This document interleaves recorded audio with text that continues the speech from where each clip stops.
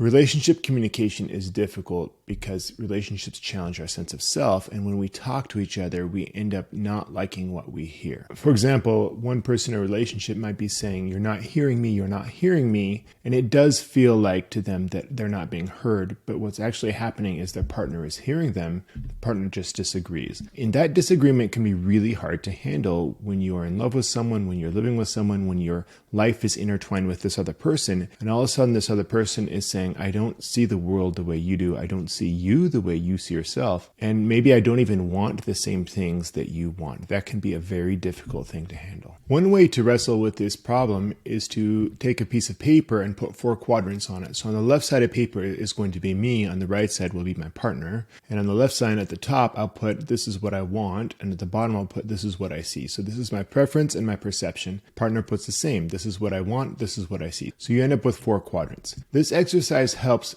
identify and accept the differences in preference and perception between the two people. We can't really move forward until we've identified where we disagree, and most relationship communication gets stuck in the trap of trying to pretend we don't disagree, or trying to make the other person agree, or trying to argue for agreement or support in some way. So what if you're up against some kind of decision where agreement is actually really important? So there are things that happen in relationships where it's pretty important for the two people to kind of be on the same side of an issue. In this case, it's still important to acknowledge and accept disagreement if that's where you are right now. If I don't acknowledge and accept the disagreement that already exists in the relationship, I actually end up strengthening my partner's resolve, and I put more energy into this gap between us. Whereas if I just stand back and accept the fact that my partner wants something different or sees something different than what I see or want, the energy starts to drain out of that, and we might be able to get closer to some kind of resolution. There are situations where both partners need to agree on something,